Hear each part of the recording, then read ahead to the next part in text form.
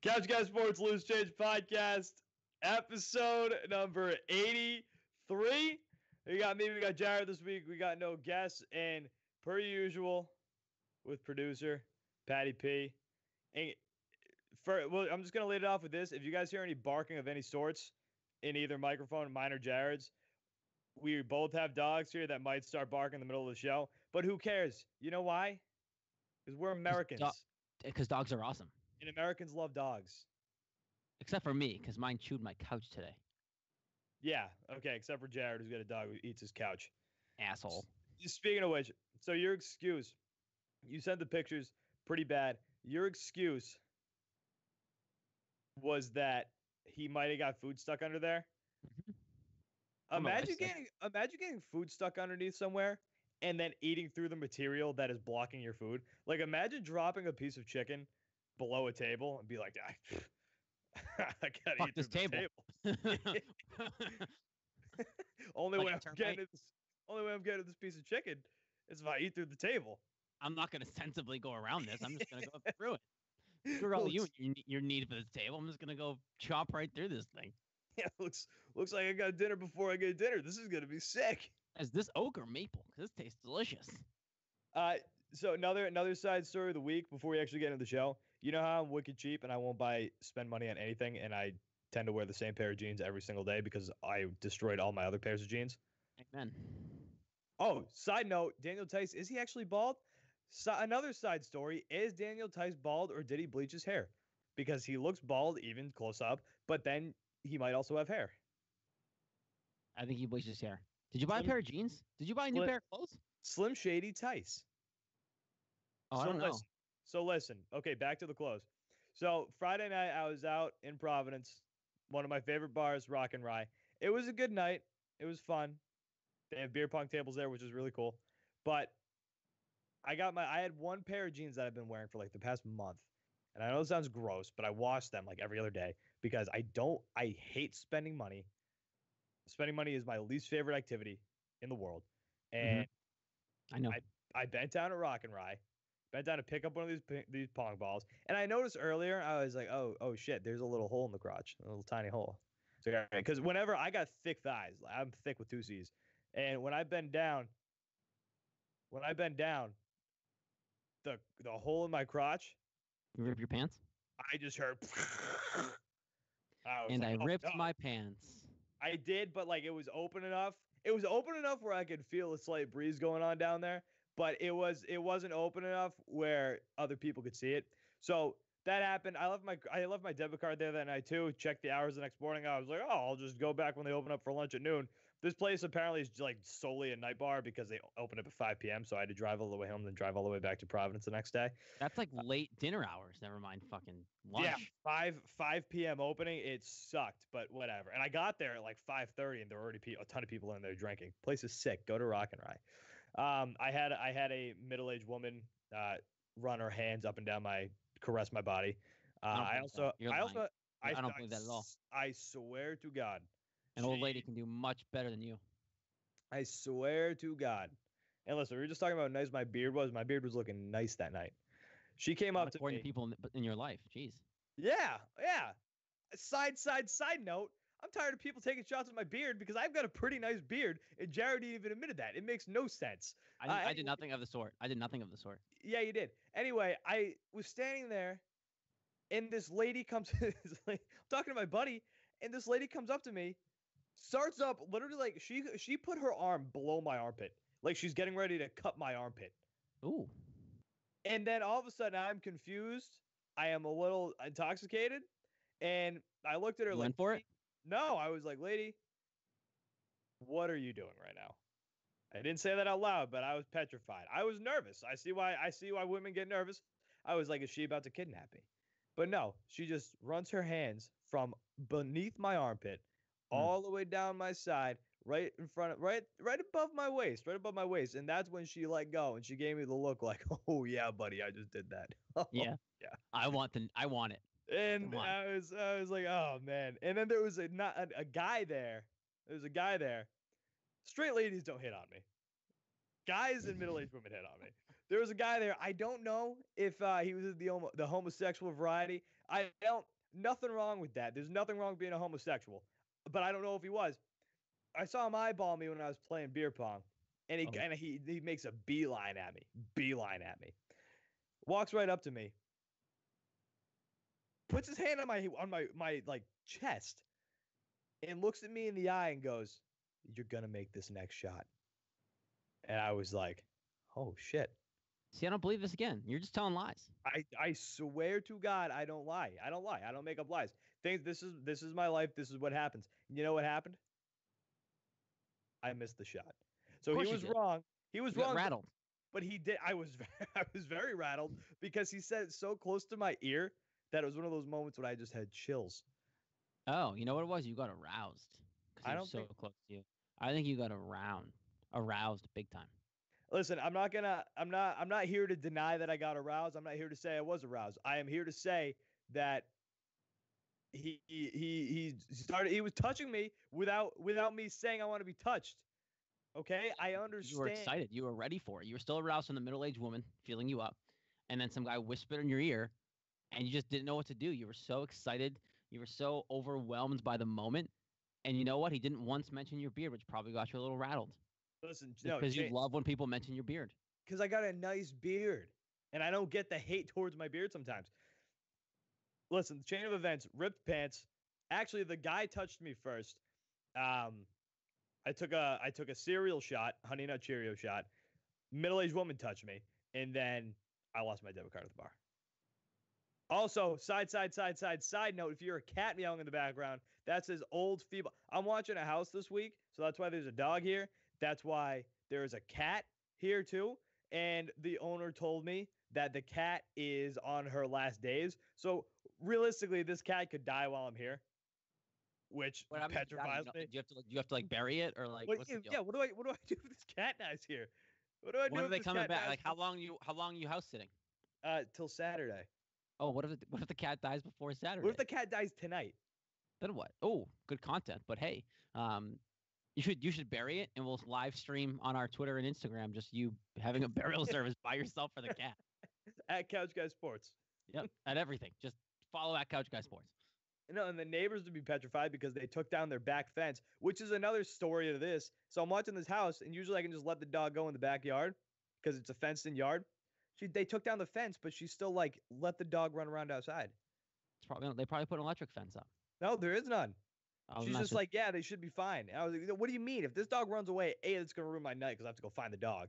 And B, I don't want to lose your dog and have your cat die on me in the same weekend. Why do you take down a fence with the dog? That makes no sense. Because then, like, down the road, if you ever want to adopt a dog... That fence was destroyed. Oh, well, then put a new one up. Jeez, don't get so cheap on your dog. I'm sure they will. Listen, the people I'm watching the house for, great people. Producer Patty P, I'm really happy this show turned into a couple minutes of us just talking about Nick's life. About 10 minutes now. Hey, I mean, that's what the people want. I get DMs all the time. They don't want your beard. They don't want your beard, clearly. Nick's life. If the viewers could see my beard, which they can on the Couch Guy live stream, watch it every week, because we're doing it right now. I don't know if we're going to do it every week, but we are right now. So according to Nick, now we're going to do it every week. Patty P, get on that. Let's go. Well, we were. We were at one point. I blame you for not doing it anymore, not him. Dude, whatever. All right. I lost all my train of thought of where I was going. But anyway, weekly dump.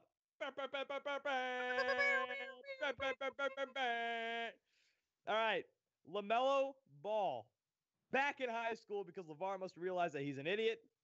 Put LaMelo in Spire. I think it's called Spire Academy. I've never heard of it before. It looks Here comes like inequality. Oh, I love LeVar. He's back in the news. My son's going back to high school, man. I pulled out of LeVar Ball. Good for you. I pulled out of LeVar Ball when did you decide to do that one? Out of school. And went to Lithuania. That's when I was like, this guy's a moron. His kid was at UCLA playing ball, and he's like, nah. And now Jello's not even in the NBA. Nope. And he won't go back to school. He legitimately ruined he ruined Jello's life. Mm-hmm. Oh my God! Live feed right now on the Celtics.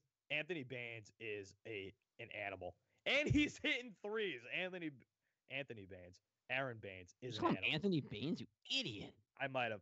Next, Cooper Kupp torn ACL out for the season. Des Bryant out with a torn Achilles last show. we were like, oh, Des Bryant signed to the Saints. This show, tears his Achilles, out for the season. We got some drama in Golden State. Players confronted Dre after the KD incident. Some news that upsets me personally. Kirk Minahan, WEI, Kirk and Callahan. It's been a long saga. You guys can look back on Twitter and everything to find what's actually been going on. He is leaving WEEI. He's staying with Entercom. He has a contract with them. They're giving him a daily podcast streaming type thing. You can listen to Kirk every day still. He's just not going to be with Kirk and Callahan anymore. Jared, we talked about it before the show. Mm-hmm.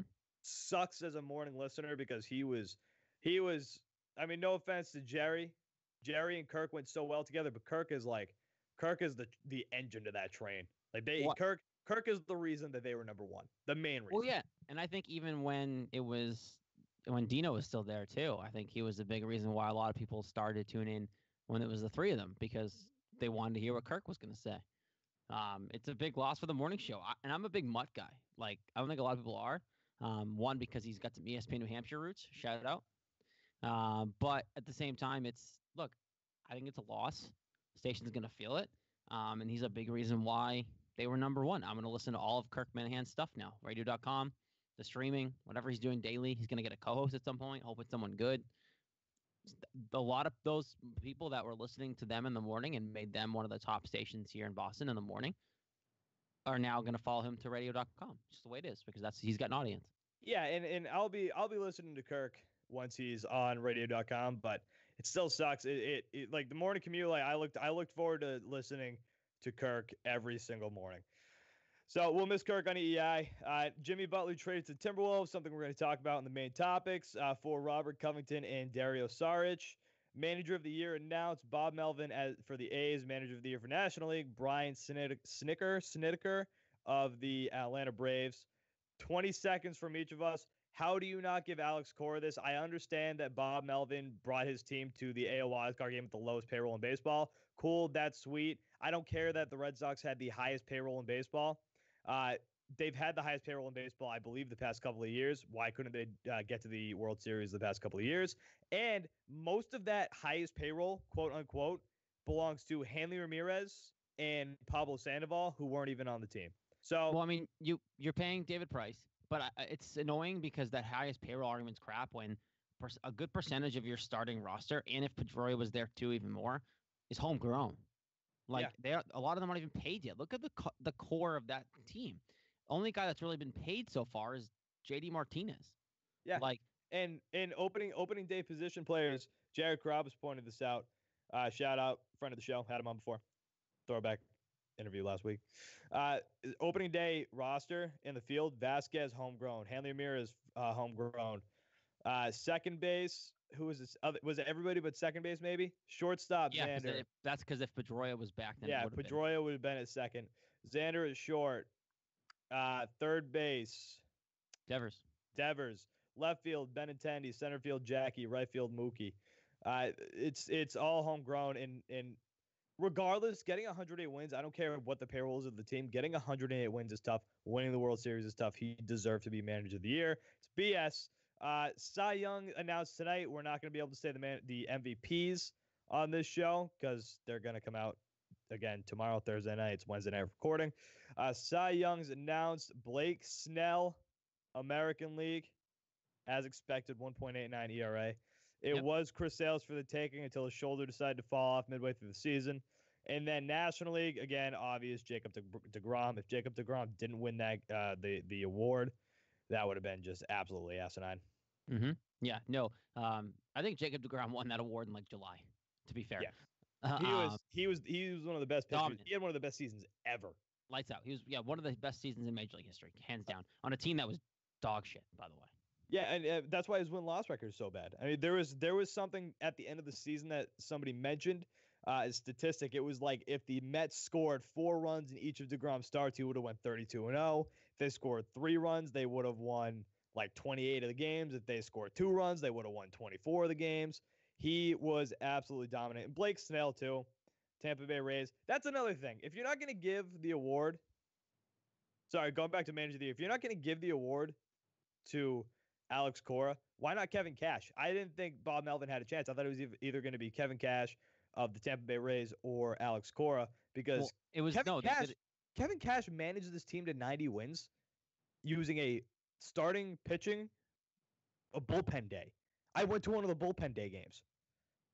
That's what they did. The reason why he got it in Oakland was because of the payroll. Is 100% of what it was. Did you see that? Okay, speaking of that, can you see how much of a joke the voting is, though? Aaron Boone got 2 votes. Freaking Boone. There's a moron out in, I believe, Los Angeles who left Cora off of the ballot and put Aaron Boone. Like, how? Why? Idiot. Like, for no reason. I don't know how they can fix the voting system, but the voting system is so broken and stupid. All these it's the same thing like with the MVP. Like, look at the final 3 for the MVP. Why is JD Martinez not a finalist for the most valuable player award? All year it's been, JD and Mookie 1-2. And now he's not even a finalist? If Mookie Betts doesn't win MVP, something's going to happen next week on this show because that's just ridiculous. If Mookie Betts doesn't win MVP, I am going to never watch baseball again. That's a lie. Okay, that's probably a lie. All right, that was the weekly dump. Let's roll into the first topic. First topic of the night. You know what? Let's lead it off with Patriots because the rest of the show is basically basketball heavy. Is Brady on the downhill slide? Because the Patriots this week played against the Tennessee Titans. Lost 34-10. Only put up 10 points. Could not move the ball at all. A lot of that was because the offensive line wasn't blocking for crap. Tom Brady had no time to throw the ball, but this is more of a season-long question. Is Tom Brady on the downhill slide? You answer first. Well, the biggest question that you have to answer in this is do you consider his decision-making going downhill as a part of the slide? Like, physical abilities, I don't think so. Like, I don't think he's lost a step yet. But is he paying less attention to detail? Because look, if you watch some of the all-22 footage, and I don't go through it all, but like if you watch some of the stuff people have been tweeting out, there was a couple times where like Chris Hogan beat Malcolm Butler on a double move upfield. That fourth down play, and Julian Edelman got forced to the ball again, and obviously it was incomplete. If he saw Hogan, if he looked at Hogan, it would have been a touchdown. There was nobody behind him. The safety came into Edelman, and he beat Malcolm Butler. Like Chris Hogan dominated. He made Malcolm Butler look like a fool. Looked like a baby. Pushed him to the edge. Hogan was wide open, and you saw the frustration in the video. Hogan was jumping up and down when Brady threw the ball to Edelman. Brady's body didn't even face Hogan, and I don't know if he feels like he has to ingrain Josh Gordon or what it may be, but like Josh Gordon got like 12 targets on Sunday. A lot of them felt forced, and Hogan didn't get like any. And Hogan had a couple of times where he was wide the fuck open. Well, with Chris Hogan, I feel like Tom Brady has lost trust in Hogan because it's been a year-long thing where he's just not looking at him. He's not looking at him at all. But like, why though? What is it? Like, is it because it's been since Josh Gordon got here? He looked at him before that. I think he's got too much trust in Josh Gordon. You're right. He's forcing the ball into him on almost every play. It seems like. And I don't think there were plays on Sunday where Josh Gordon wasn't even remotely open, but Brady was throwing the ball regardless. I don't mind him having trust in Josh Gordon because to do anything this year, you're going to need him, right? Like you just need him. But it's a point where it's like, Brady, you've won with a lot less than you have right now. Spread the ball around. Exactly. But to answer your question, no, I don't think he's sliding yet, talent-wise. I think he still has everything he's ever had. I don't. I'm on the opposite side. I think the decline is starting. And I said this on the CLNS Patriots Roundtable, not to give Max Kellerman any credit, but okay, he called it a cliff, so there's no credit there. He did call it a cliff, but he's right. I've always said he's always right in the sense where once the decline starts happening, it happens quickly. And something that you've been noticing all year with Brady is the arm. His arm isn't nearly as strong. Like there were plays this week where if his arm strength is what it used to be and what was prime time Tom Brady, and he could force the ball into in between linebacker and cornerback or whoever the defenders, force the ball in there with his arm strength, he can't do that anymore. His arm is slower. Even on passes, even in wins, even on passes that are completed, the ball is getting there much slower. Okay, let me ask. That's a huge part to his game. Do you think that the cliff has started and he's gone next year? Like, what do you think they go from here? I do not think he's gone next year because I think he understands that because Jimmy's gone and because he's the main reason Jimmy's gone, he has to at least give one more year after this. But I think he does care about the fans and the Patriots organization enough not to be that much of a douche because he is the reason that Jimmy's gone. He's a flat out reason Jimmy's gone. But I think it's starting. I think it's starting, and I think it's going to happen quick. I mean, you need a quarterback this offseason. Like, you need one. You need a quarterback in the draft. Whether you draft somebody or go get somebody who's backup somewhere that's younger. Like, I wouldn't hate them to try to get Teddy Bridgewater here. I something like that, or like even trade for someone to be a bridge quarterback if you don't trust someone young to come in right away. Well, you need a guy to train and to get ready to take over the starting role. But I almost want them to they're either going to do one of two things. It's going to be find someone who's a backup somewhere on a roster and bring them in, like a Tyrod Taylor or something like that. Oh, just not to be the next guy. Hey, not to be the next guy. But if they don't think there's someone in the draft, they have to bring somebody in because they're not going to hand the ball to Hoyer after Brady's gone because Hoyer's trash. You know why I think they do think there's somebody in the draft? And I think they've had their eyes on him since last year, because I think if they didn't see anybody coming out of this draft, they would have picked somebody last year in the first round. And that's the thing, too, is like there was opportunity and it kept being rumored the Patriots want to move up. The Patriots want to move up. Baker Mayfield. Well, the rumor was Baker. Baker was the guy the Patriots wanted. Well, and they said, like, if he went to 2, they were going to trade up. They just didn't have the deal to 1 because the Browns were going to take. Oh, my God. If Imagine Baker Mayfield was with the Patriots. I'm already a Browns fan because I love Baker. I'm a hardcore Baker fan. I love that guy. He's phenomenal. Did you see his press conference after the game? Yeah, when he was like, I just woke up this morning and felt dangerous. Like, and then they all giggled and laughed. And then you care to elaborate? I mean, I just woke up this morning and felt dangerous. He's the best. No, like, wait, I love him. I love him. I would have loved him. I'm excited. I'm a hardcore Brownie bandwagoner now. Let's go. Dude, there is nothing more of a cock tease than all of these accounts that Photoshop jerseys onto people. Because before the draft, people just kept putting the Baker Mayfield in a Patriots jersey. And every time they did that, I got more and more hyped. I was like, let's go. He's going to get drafted. Because originally he was going to get drafted like 22nd. Like, that was the projected spot he was going to get drafted in. Then all of a sudden, first overall. All of a sudden, the Browns were like, you know what? I think this guy's the best in the draft. And to be fair, he should not have even gone second. To be fair, he has been the best of the draft. Yeah, he has. He's been the best quarterback this year, and there's guys playing with a lot more talent. He's been the best player out of the draft so far, the best quarterback. Baker's going to be a stud. Already is. He already can play in this league. He's already proven. He beat the Falcons this week. He beat the Falcons handedly. Browns have 4 wins. 4 more than they had last year. That's double what they've had in the past 3 years. Yeah, it's insane. They are defying the odds here, the Cleveland Browns. I'm too big of a Baker guy. But yeah, they do need to draft a quarterback, or they trade someone like for Teddy Bridgewater or someone like that. If they think there's someone out there in the league who they can bring in and who's been in the league for a couple years, like, look, I think Teddy Bridgewater would be a good idea because until he got hurt, he was rolling in Minnesota. He was good.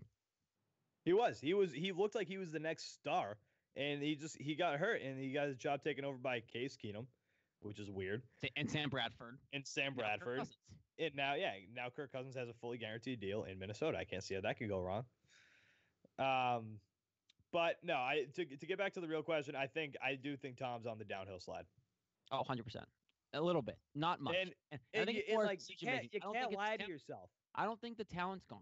I just think it's the decision making a little bit. I think it's his preparation, and I think the part that's gone downhill is his mental, I guess, stability. Like I think he started the point where he's starting to care less about winning, because I think he didn't show up to training camp forever, and that's the thing. And I'm surprised this hasn't been talked about more. It's not the talent; it's the preparation. I think he cares less. I just don't think he wants to be on the field. But he forced Jimmy out of town, so he kind of has to be. Sorry, Shemi Ojale literally just ran with the ball 3 steps. Didn't even try to dribble it. Just took the ball and ran, and he threw up his hands when they called the travel on him. Who needs it? It's Semi. But yeah, the thing is I've thought about it. He didn't show up to training camp. He's proved that he doesn't care as much anymore. Wouldn't you rather Jimmy Garoppolo here right now in this situation? Yes, and we talked about it last year. That 100%. that was when he got traded. That was scary because he was supposed to be the next guy. Like, Belichick wanted him to he be the could have next taken guy, over this year. He very well could have been the guy this year. and even if not next year, Next year.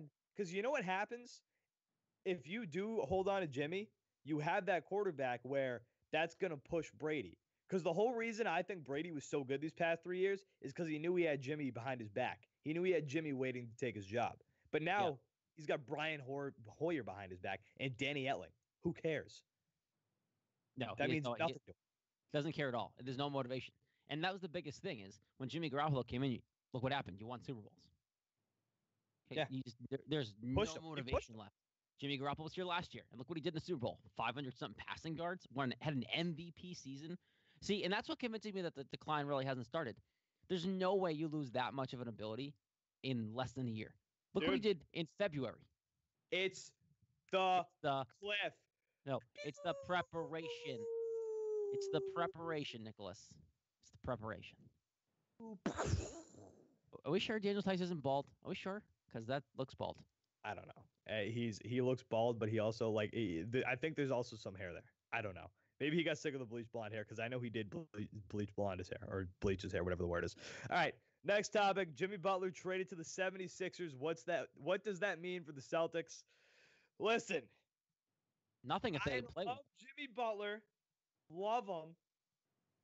But he's already proved that he is a cancer. Breaking news, the 76ers, as we're speaking, lost their first game with Jimmy Butler in the starting lineup, 111-106 to the Orlando Magic. Hey, your Celtics lost to the Magic too? Yeah, but the Celtics admittedly have been garbage to start the year. Oh, they've been awful. Traded for Robert Covington and Dario Saric. So, does Jimmy Butler make the Sixers better? Does he make them better than the Celtics? And was it a good trade for the 76ers? I sneaky don't think it was because Covington and Saric were really good players for what they did last year. And guess what? They don't have a bench anymore. Well, the thing is, I know people are all like, "Oh, Jimmy Butler's a name," and they needed a third guy. But did they? Yeah, That was the first pick of the 2017 draft, right, Jared? His legitimate golf swing from free throw, like Charles Barkley. What? He was the first pick of the 2017 draft. He's supposed to be first overall pick, man. Best talent. He was hands down the best talent in that draft, right? I mean, who else are we forgetting? Who else was drafted that year? Lonzo Ball was in that draft, right? Lonzo Ball was there. He's not better than Markelle Fultz. No. Who else? Who else was in the 2017 draft? That could be Pat. Pat, you got your mic there? Do you know who else was drafted in the 2017 draft? Do you have any idea? As he stuffs his mouth with Cheez-Its. Well, I mean, it looks like he's doing some research right now to figure out who else was drafted in the 2017 draft. Who could be better than Markelle Fultz? Because Markelle Fultz theoretically he was supposed to be the number one player out of that class. Well, a lot of Celtics fans wanted him, right? Yeah. A lot of fans got mad when Danny Ainge traded that pick. Pat, do you have anybody else? Jason Tatum. Oh, that's right. Jason Tatum was that year. God. Oh my God, I never would have guessed.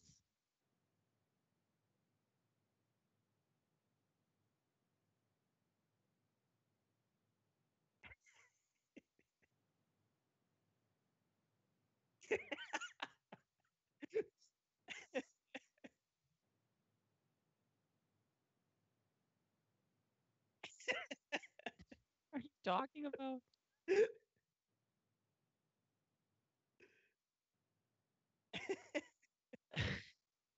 What number are you at? What number are you at? All right, we're good. We're good. So, like 10 minutes ago when he said Jason Tatum, I think that's who we're talking about.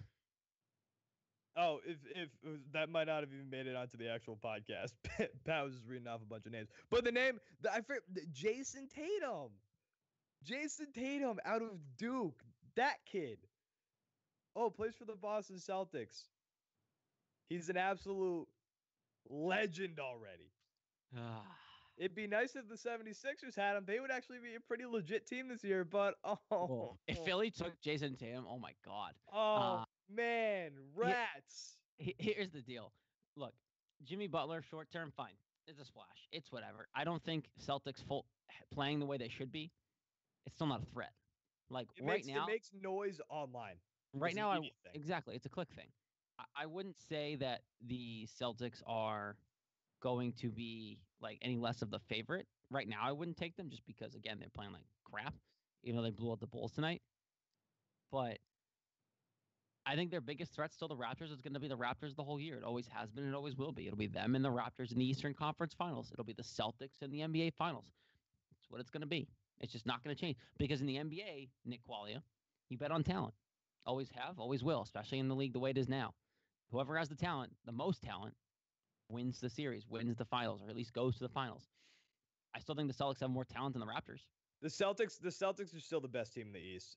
100%. They're like this really bad start they're off to right now. It's gonna end.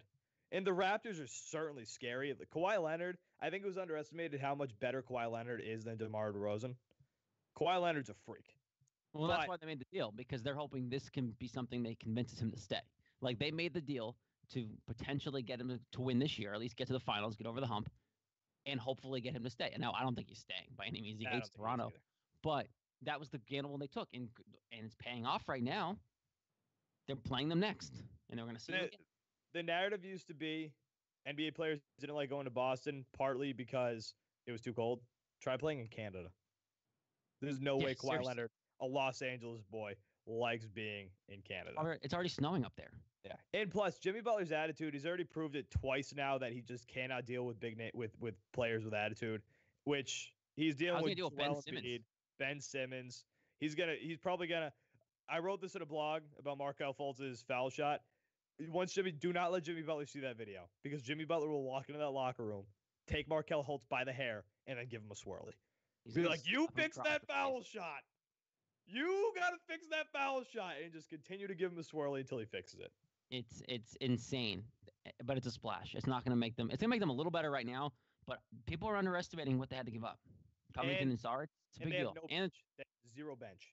No, they were the bench. That's like that was the bench. Dario Saric is a really underrated player in this league.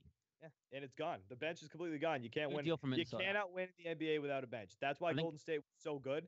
They had a deep, deep bench. The Celtics. That's why their Celtics are the favorites. That's why the Celtics are favorites to go to the finals, because they have the deepest bench in the East. Bench with attitude. If they can get their egos out in check. Next, Kyrie wants to add a veteran. We'll touch on this real quick because the show is coming to an end soon. Kyrie wants to add a vet, or mentioned it. He said, quote, right now, this was after another loss. Right now, I think it would be nice if we had someone that was a 15-year vet, a 14-year vet, that could kind of help us race along the regular season. Understand it's a long marathon and not just a full-on sprint. This came right after the Carmelo Anthony rumors. Listen. No. Do you want Carmelo Anthony on the Celtics? No. No, next topic. No. Next topic. No. I was just looking at some of the numbers. He's played 294 minutes so far this season with the Rockets. The Rockets have been outscored by 63 points with him on the floor. Did you see what Tracy McGrady said about him? They said he should retire. He's done. Like, he's not going to help a good team. But do you think he should retire, though? Like, and the reason why Tracy McGrady said that apparently was like, yeah, he should retire because no one likes him. Like, that's why he said he should retire. Not because he can't play anymore, not because he's a cancer, because no one likes him. So my thing with Carmelo Anthony's always been he was a superstar, but he was a superstar who had no intention of ever working with the team. It was always about him. Always about him. Like, at least LeBron, who like clearly wanted to make it all about him, at least LeBron wanted to win. Like, you don't see that passion with Carmelo. You do cared about winning. Passion with Carmelo. Yeah, 100%. Carmelo's just Carmelo. He plays like he's there to just make a paycheck and be in the media. That's it. Well, that's why LeBron left Cleveland. He wanted to win, and Cleveland's ownership was trash and didn't give him anything, and that's why he left to figure out how to win. Won in Miami, went back to Cleveland, won. Now I think his motivations have changed, but Melo's never been about winning, never cared about winning. Because if he wanted to win, he would figure out how to make Houston work, and he's not making Houston work. No, he's not, because he's in a good situation. Chris Paul, and plus, Chris Paul is another reason. Chris Paul and Carmelo Anthony, I just don't see them mixing well together at all. Next, Last two topics. Should Gordan Hayward be out of the Celtics starting lineup? Celtics off to a rough start. They obviously need to change. Gordan Hayward, who obviously missed all of last year, has been in the starting lineup mostly every night, if not every night. Should he be taken out of the starting lineup?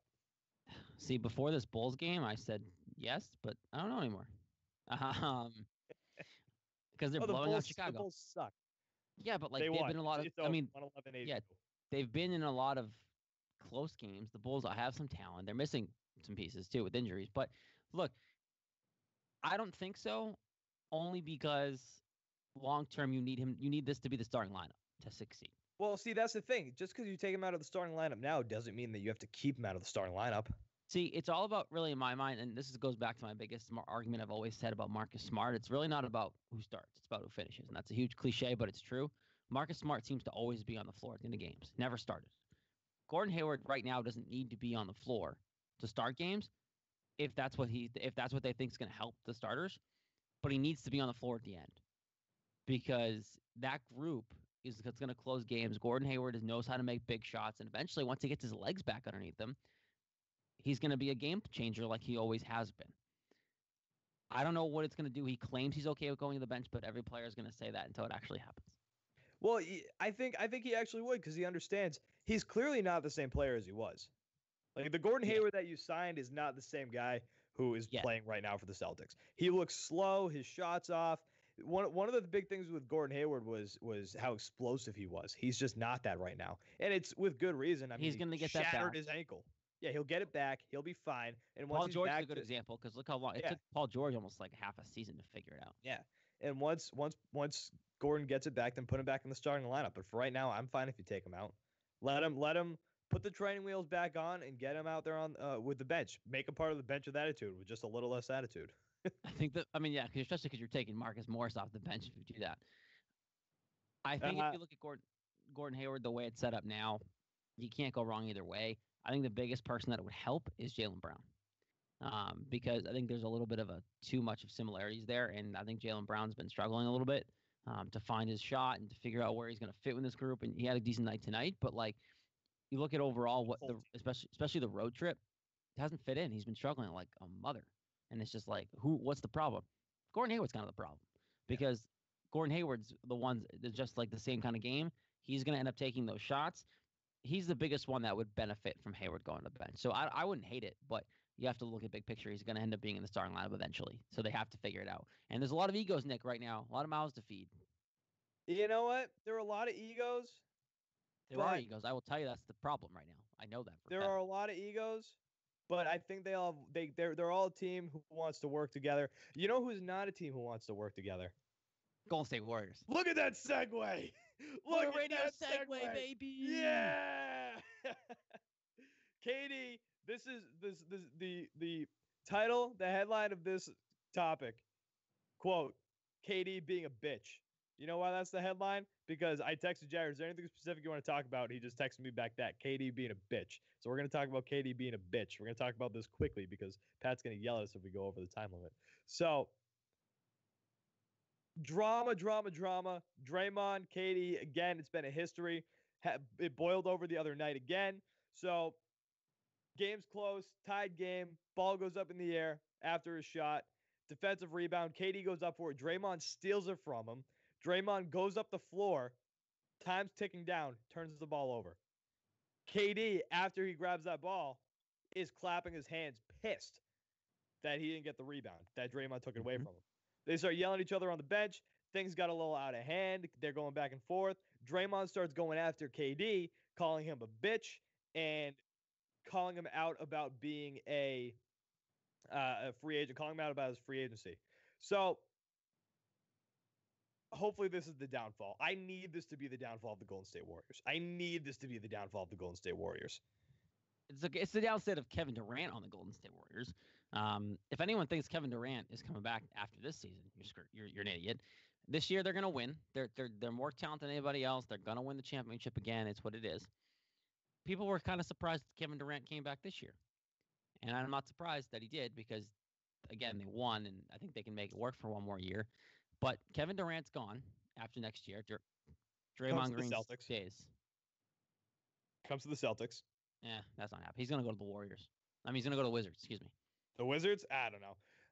But just an unbelievable story out of Golden State. If you guys aren't following along with the story, go follow along with the story.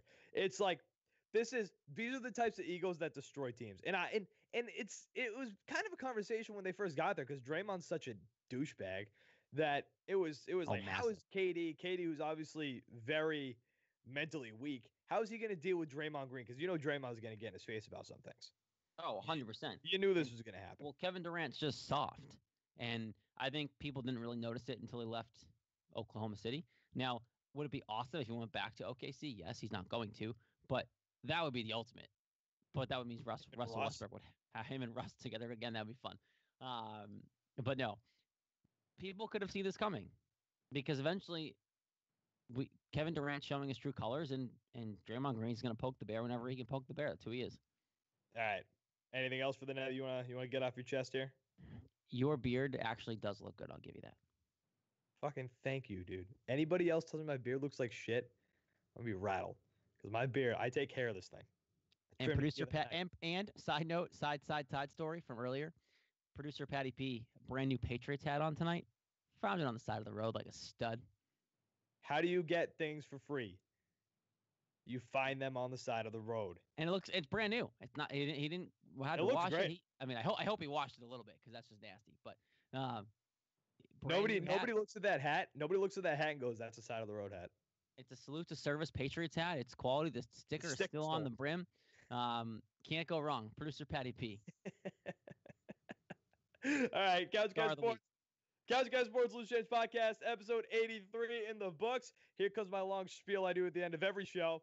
Follow us on Twitter, Facebook, Instagram at Couch Guys Sports. Follow the podcast on Twitter at Loose Change Pod. Go buy some Celtics merch. We got some Fire Celtics merch. Go buy some Couch Guy merch. Go buy some Red Sox merch. Go to our store, couchguysports.com, then click on the store tab. Catch us on everything. SoundCloud, Stitcher, iTunes. I want to get on Spotify soon. We're not there yet. And clnsmedia.com. Drop a rating and a subscribe on iTunes. It'll help us out bigly if you do that. And that's it. Couch Guys Sports Loose Change Podcast, episode 83 in the books. See you next week.